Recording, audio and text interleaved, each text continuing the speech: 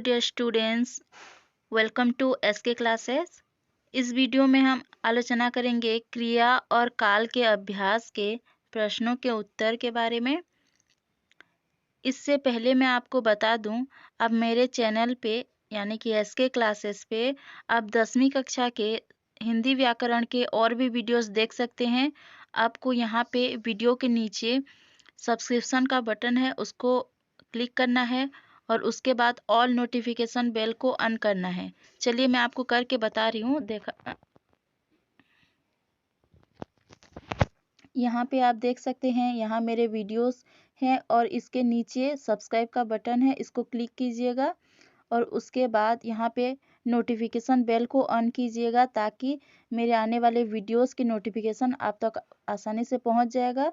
और नीचे आप देख सकते हैं मेरे चैनल पे ऐसे क्लिक करके आप यहाँ पे प्लेलिस्ट में जाकर यहाँ देख सकते हैं इंग्लिश, हिंदी और उड़िया तीनों भाषा में लिखा है।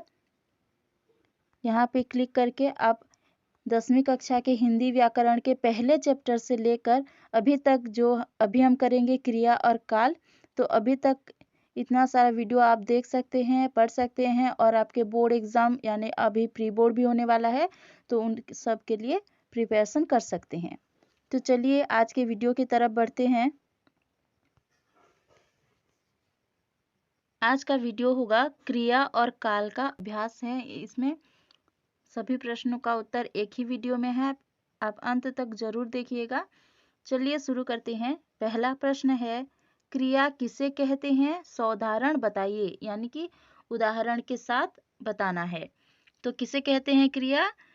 उसका उत्तर होगा जिस पद से किसी कार्य के करने या होने का बोध होता है उसे क्रिया कहते हैं। आप स्कूल में भी पढ़ चुके होंगे इसको।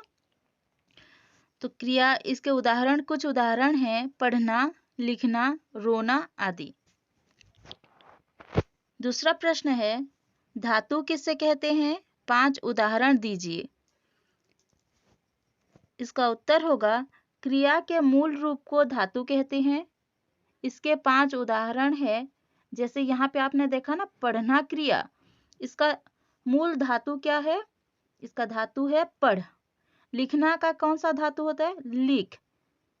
और उसी तरह और भी हैं, हमें 5 लिखना है तो यहाँ पे पढ़, लिख, जा, चल और उड़, ये सभी धातु हैं।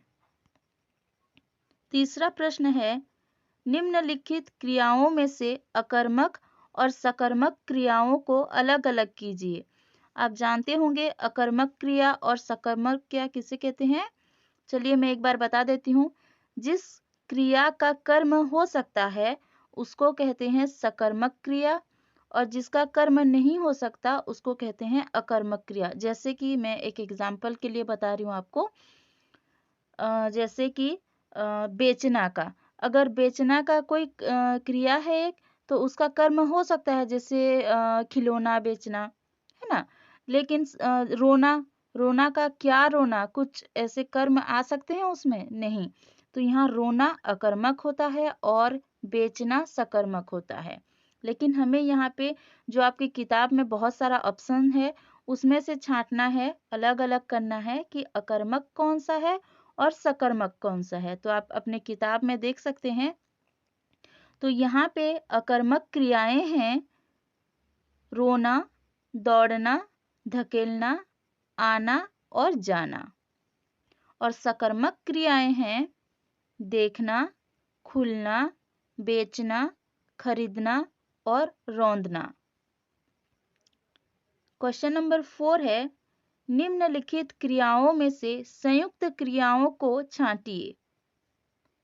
किताब में बहुत सारा ऑप्शन दिया गया है, उसमें से जो संयुक्त क्रिया है बस मैं उसी को लिखी हूँ। यहाँ पे आप देख सकते हैं, गिर पड़ना, कर बैठना, खा चुकना, अनुरोध करना, ये सभी संयुक्त क्रियाएं हैं। चलिए नेक्स्ट प्रश्न की ओर बढ़ते हैं। निम्नलिखित वाक्यों में से कर्तृवाच्य, कर्मवाच्य और भाववाच्य को वाक्यों को अलग अलग करना है। ठीक है, तो यहाँ पे बहुत सारे वाक्य दिए गए हैं, उनमें से हमें अलग अलग छांटना है। जैसे पहला है यहाँ पे, हिमालय भारत के उत्तर में है। ये कौन सा है? कर्तृवाच्य है। लड़के जल्दी चले गए, ये कौन सा वाच्य है? कर्तृवाच्य है। ठीक है, तो देखो यहाँ पे एक बात ध्यान रखना, जब हम हिंदी में री की मात्रा लगाते हैं तो उसका उच्चारण री री की तरह होता है, यानी कि री।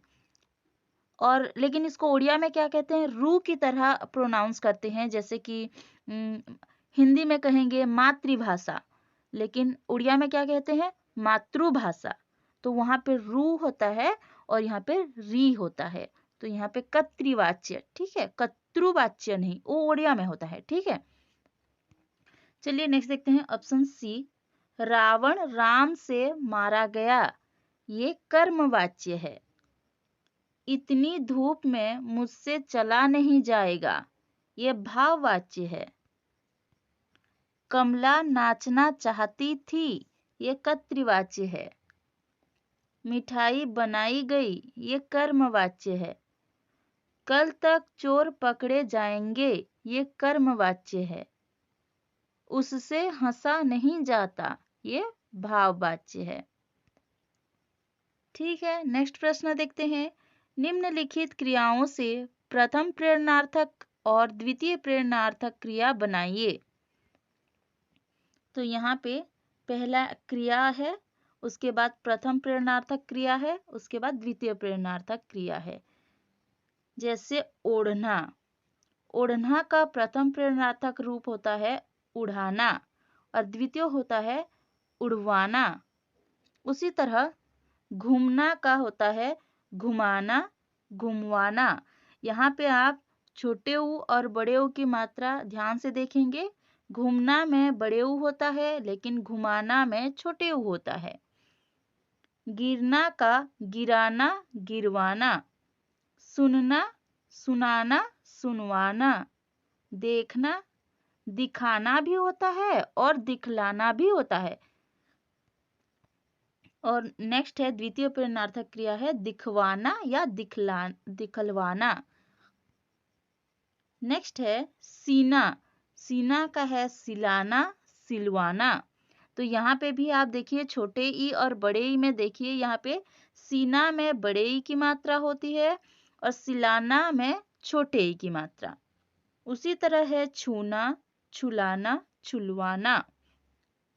लेटना, लिटाना, लिटवाना। आप हमेशा मात्राओं को ध्यान रखेंगे। सीखना का होता है सिखाना, सिखलाना और द्वितीय प्रेरणार्थक रूप होता है सिखवाना या सिखलवाना।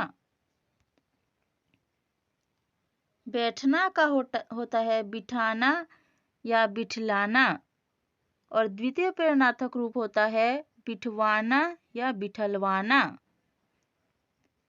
नेक्स्ट प्रश्न देखते हैं।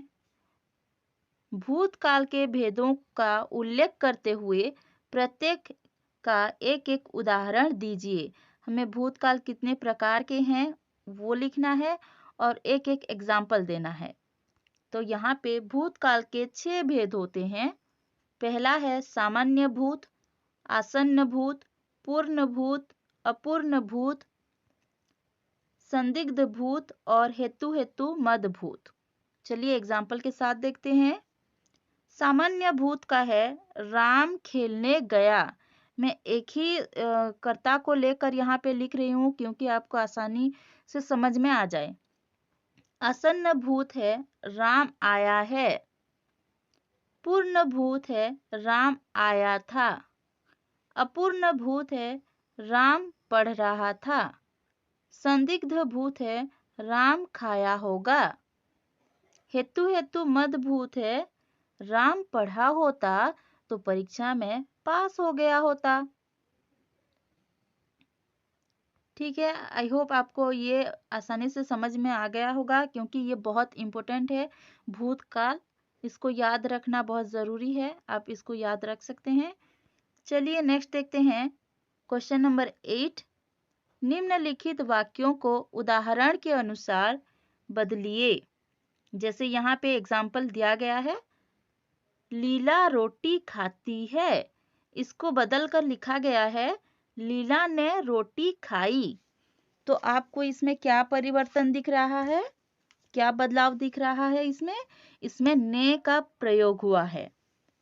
और जब ने का प्रयोग होता है तब जो क्रिया है वो कर्ता के अनुसार ना लगकर कर्म के अनुसार होता है। तो यहाँ पे देखो, लीला स्त्रीलिंग में है इसीलिए खाती है ना? स्त्रीलिंग में खाती है, जाती है, देखती है, नाचती है, ये सब होता है।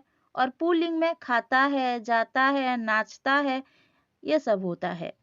तो यहाँ पे देखो, जब ने का प्रयोग हो गया तो ये जो कर्म है वो लीला के अनुसार न होकर रोटी के अनुसार लगा है। तो रोटी स्त्रीलिंग है इसीलिए लीला ने रोटी खाई। दूसरा एग्जाम्पल देखिए, लीला केला खाती है। देखो यहाँ पे जो खाती है वो लीला के अनुसार हुआ है क्योंकि लीला स्त्रीलिंग है। लेकिन जब ने पर सर्ग लगा, यहाँ पे ने पर सर्ग लगने के बाद लीला ने केला खाया, तो यहाँ पे जो क्रिया है खाया वो लीला के अनुसार न होकर केला के अनुसार हुआ है क्योंकि यहाँ पे केला जो है वो पुल्लिंग है इसीलिए खाया। ठीक है, तो क्या समझ में आया आपको? अगर वाक्य में ने पर सर्ग का प्रयोग हुआ है तो क्रिया कर्ता के अनुसार न लगकर कर्म के अनुसार लगेगा। तो यहाँ पे रोटी कर्म है, स्त्रीलिंग है इसीलिए रोटी खाई। यहाँ पे केला पुल्लिंग है इसीलिए केला खाया। लीला तो स्त्रीलिंग है ना, लेकिन फिर भी क्या होता है? लीला ने केला खाया। तो उसी तरह हमें जितने भी प्रश्न नीचे दिए गए हैं उनको हमें ने पर सर्ग लगाकर बदलना है। तो पहला जो है वो है माँ खीर बनाती है। तो यहाँ पे हमें ने पर सर्ग लगाना है। तो क्या होगा? माँ ने खीर बनाई, क्योंकि यहाँ पे खीर जो है वो स्त्रीलिंग है इसीलिए माँ ने खीर बनाई। तो ये बनाई जो लास्ट में क्रिया लगा है ना, वो कर्म के अनुसार हुआ है और यहाँ पे कर्म कौन सा है? खीर। दूसरा देखते हैं, घोड़े चने खाते हैं। इसमें भी हमें ने पर सर्ग लगाना है। तो घोड़ों ने चने खाए। देखो, चने बहुवचन में है इसीलिए खाए। ठीक है, घोड़ों ने चने खाए। आई होप आप सभी को समझ में आ रहा होगा। अगर आ रहा है समझ में, वीडियो पसंद आ रहा है तो वीडियो को लाइक कीजिएगा। नेक्स्ट है रमेश पपीता खाता है। तो यहाँ पे भी हमें ने पर सर्ग लगाना है। तो क्या होगा? रमेश ने, सॉरी यहाँ पे उमेश हो गया है, ये र होगा। ठीक है, रमेश ने पपीता खाया क्योंकि यहाँ पे पपीता पुल्लिंग है और आप आसानी से स्त्रीलिंग और पुल्लिंग को पहचान सकते हैं। आप लिंग चैप्टर का वीडियो भी देख सकते हैं, प्लेलिस्ट में जाकर आप देख सकते हैं, लिंग चैप्टर का भी वीडियो अपलोडेड है। चलिए नेक्स्ट देखते हैं, वह नाटक देखता है। इसमें क्या होगा? वह और ने मिलाकर उसने होता है। ठीक है, वह और ने अगर इसको मिला देंगे तो वह ने नहीं होता है, उसने होता है। ठीक है, उसने। तो वह नाटक देखता है, ये क्या हो गया? उसने नाटक देखा, क्योंकि नाटक जो है वो पुल्लिंग है, पुल्लिंग शब्द है। तो उसने नाटक देखा। तो आप एक बात का और ध्यान रखेंगे, जब ने को जब आप सर्वनाम के साथ लिखेंगे तो ऐसे मिलाकर लिखेंगे। ठीक है, लेकिन जब आप किसी नाम संज्ञा के साथ लिखेंगे, संज्ञा के साथ, जैसे किसी भी नाम, जैसे यहाँ देखो उमेश है ना, तो यहाँ उमेश से ने अलग अलग लिखा गया है। जब आप संज्ञा के साथ ने को जो लिखेंगे तो अलग अलग लिखेंगे, और जब सर्वनाम के साथ ने को लिखेंगे तो मिलाकर लिखेंगे, उसने। ठीक है, अभी समझ में आया आपको? तो उसने नाटक देखा। चलिए नेक्स्ट देखते हैं, अध्यापक कहानी सुनाते हैं। इसमें भी हमें ने पर सर्ग को लगाकर हमें वाक्य बनाना है। तो यहाँ देखो क्या होगा, अध्यापक ने कहानी सुनाई, क्योंकि यहाँ पे कहानी स्त्रीलिंग है। ठीक है, समझ में आया? अध्यापक ने कहानी सुनाई। चलिए देखते हैं क्वेश्चन नंबर 9। क स्तंभ में कुछ वाक्य हैं और ख स्तंभ में कालों के नाम दिए गए हैं, तो हमें यहाँ पे मिलान करना है। ठीक है, तो मैं यहाँ पे डायरेक्ट इसका आंसर लिखी हूँ, आप कॉपी में जब करेंगे तो उसको मिलाएंगे। ठीक है, तो यहाँ देखिए, लड़के ने पढ़ा था, तो ये कौन से काल में है? पूर्ण भूतकाल में है। वह गया होगा, यहाँ पे ये जो वाक्य है वो संदिग्ध भूतकाल में है। लड़के पढ़ते थे, यहाँ पे अपूर्ण भूतकाल में है। वे गीत गाते होंगे, यहाँ पे संदिग्ध वर्तमान काल में है। और मैं पूरी जाऊंगी, ये भविष्यत काल में है। नेक्स्ट, आज का लास्ट प्रश्न है ये, निर्देशानुसार वाक्यों को बदलिए। तो यहाँ पे जो हमें प्रश्न में दिया गया है उसी के हिसाब से हमें बदलना है। तो यहाँ पहले देखो, मैं जरूर जाऊंगी, इसको हमें सामान्य भूतकाल में बदलना है। तो इसका आंसर क्या होगा? मैं गई। दूसरा प्रश्न है, बच्चा रोता है, इसको हमें सामान्य भविष्यत काल में बदलना है। तो क्या होगा?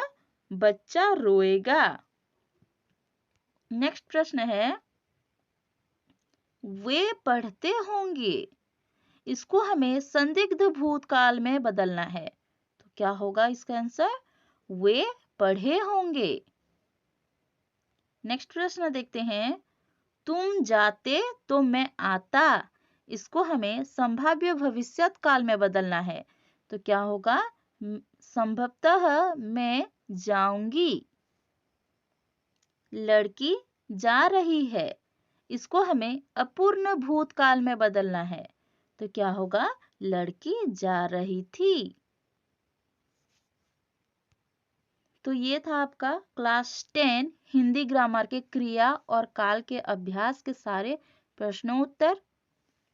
आई होप आप सभी को पसंद आया होगा। पसंद आया है तो वीडियो को लाइक कीजिएगा, अपने दोस्तों के साथ शेयर कीजिए।